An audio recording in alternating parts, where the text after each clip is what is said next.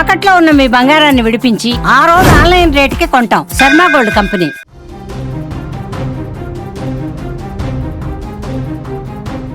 చిత్తూరు జిల్లాలో ఘోర రోడ్డు ప్రమాదం చోటు చేసుకుంది. స్కూల్ బస్సును లారీ ఢీకొట్టింది. ఈ ఘటనలో సుమారు 17 మంది విద్యార్థులు గాయపడగా వారిలో కొందరి పరిస్థితి ఇప్పుడు ఆందోళనకరంగా ఉంది. ఎస్ఆర్పురం మండలంలోని క్షీర సముద్రం బీసీ కాలనీ సమీపంలో విద్యార్థులను స్కూల్ బస్ అక్కడ ఎక్కిస్తుండగా వెనక నుంచి వచ్చినటువంటి లారీ వేగంగా ఢీకొట్టింది. ప్రమాద ధాటికి బస్సు వెనక భాగం పూర్తిగా నుజ్జునుజ్జైపోయింది. సమాచారం అందుకున్నటువంటి వెంటనే పోలీసులు అక్కడికి చేరుకున్నారు. రంగంలోకి దిగి సహాయక చర్యలు చేపట్టారు. ప్రమాదం జరిగినటువంటి సమయంలో బస్సులో ఉన్న 2 విద్యార్థులు లోపలే చిక్కుకుపోవడంతో స్థానికులు తీవ్రంగా శ్రమించి వారిని బయటకు తీశారు. సుమారు 17 మంది గాయపడగా వారిలో పలువురు పరిస్థితి విషమంగా ఉన్నట్టుగా తెలుస్తుంది. ఇక ఈ ప్రమాదానికి సంబంధించిన విజువల్స్ ఇప్పుడు బయటకు వచ్చాయి. దీంతో అక్కడ విద్యార్థుల తల్లిదండ్రులు కూడా తీవ్ర ఆందోళనకు గురవుతున్నారు. పిల్లలు స్కూల్కి వెళ్తారనుకున్నటువంటి సందర్భంలో ఇంత దారుణమైనటువంటి ప్రమాదం జరగడం ఏంటంటూ కూడా ఆందోళన వ్యక్తం చేస్తున్నారు. దీనికి సంబంధించిన పూర్తి వివరాలు మా ప్రతినిధి మంజునాథ్ ఫోన్ లైన్లో అందిస్తారు. మంజునాథ్, ప్రమాదం ఎలా జరిగింది? ప్రస్తుతం అక్కడ విద్యార్థుల పరిస్థితి ఏ రకంగా ఉంది?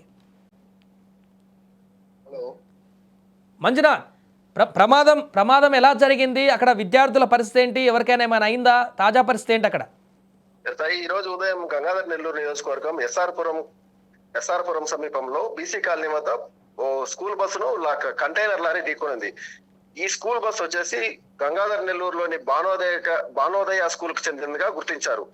ఈ రోజు ఉదయం విద్యార్థులను ఎక్కించుకునేందుకు బానోదయ స్కూల్ బస్సు బీసీ కాలనీ వద్ద ఒక రోడ్డు సైడ్ ఆపగా అదే సమయంలో పుత్తూరు నుంచి చిత్తూరుకు వస్తున్న కంటైనర్ లారీ ప్రమాదవశాత్తు లారీ బస్సు వెనక భాగంలో గుద్దడంతో అప్పటికే బస్సులో 17 మంది విద్యార్థులు వెనక సీట్లలో కూర్చొని ఉండగా ఆ విద్యార్థులు సీటుకును బస్సుకు మధ్యలో ఇరుక్కుపోవడంతో తీవ్ర గాయాల పాలయ్యారు. ఈ ప్రమాదంలో 17 మంది గాయాలు కాగా 7 మందికి తీవ్ర గాయాలయ్యాయి. వారిని హుటాహుటిన గంగాధర్ నెల్లూరు ఎస్ఆర్పురం ప్రభుత్వ ఆసుపత్రికి తరలించారు. అక్కడ పరిస్థితి విషమించడంతో చిత్తూరు ఏరియా ఆసుపత్రికి తరలించి చికిత్సలు అయితే చేస్తున్నారు. అంటే మంజునాథ్, ప్రమాద దృశ్యాలు చూస్తే అయితే చాలా భయంకరంగా కనిపిస్తున్నాయి. బస్సు వెనక మొత్తం పూర్తిగా నుజ్జు అయిపోయింది. అంటే ఎలా ప్రమాదం జరిగింది? దానికి ప్రాథమికంగా ఏమైనా చెప్తున్నారా? లారీ అతివేగమా, లేకుంటే అక్కడ ఏమైనా డివైడర్ లాంటిది ఉందా? ఎలా జరిగింది ప్రమాదం? లారీ అతివేగం కాదు, అది చిత్తూరు పుత్తూరు జాతీయ రహదారి. అయితే ఉదయం తెల్లవారుతోనే కావడంతో పొగమంచు కూడా ఈ ప్రమాదానికి కారణంగా కూడా తెలుస్తోంది. లారీ వేగంగా రాకుండా పోగా బస్సు కూడా రోడ్డు సైడ్ భాగంలో ఒక సైడ్ కు బస్సు కూడా ఆపి ఉండటంతో డ్రైవరు ప్రమాదం తప్పించేందుకు ప్రయత్నించినప్పటికీ కూడా ప్రమాదవశాత్తు అది జరిగిపోవడంతో ఈ విధంగా ప్రమాదం జరిగిందని చెప్తున్నారు. రైట్ మంజునాథ్. సో మొత్తానికి అది బస్సు ప్రమాద ఘటన చూస్తే చాలా తీవ్రంగా కనిపిస్తుంది. ఎందుకంటే విద్యార్థులు స్కూల్కు వెళ్ళేటువంటి సమయం అది. చిన్న పిల్లలు ఆ బస్సులో ఎక్కి స్కూల్కు వెళ్తున్నటువంటి సందర్భం అది. అలాంటి తరుణంలో వేగంగా అక్కడ ఒక ప్రమాదం అయితే జరిగింది. భారీ కంటైనర్ ఢీకొట్టింది. ఆ ప్రమాద దృశ్యాలు చూస్తుంటే అది ఎంత భారీ స్థాయిలో ఉందో మనం అర్థం చేసుకోవచ్చు. ఎందుకంటే ఆల్రెడీ ఆ బస్సులో స్కూల్ పిల్లలు కూర్చున్నారు, వెనక సీట్లో కూడా కూర్చున్నారంట.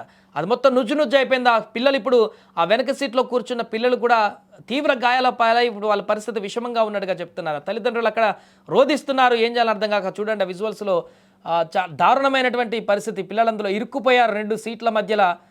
వారి పరిస్థితి విషమంగా ఉండడంతో ఇప్పుడు ఆసుపత్రికి తరలించారు. మిగతా పిల్లలు కూడా చాలామంది, మొత్తం 17 మంది విద్యార్థులు ఆ స్కూల్ బస్సులో ప్రయాణిస్తున్నట్టుగా తెలుస్తుంది ఆ సమయానికి. ఎందుకంటే అది అప్పుడే పికప్ చేసుకుంటూ వెళ్తుంది అందరినీ.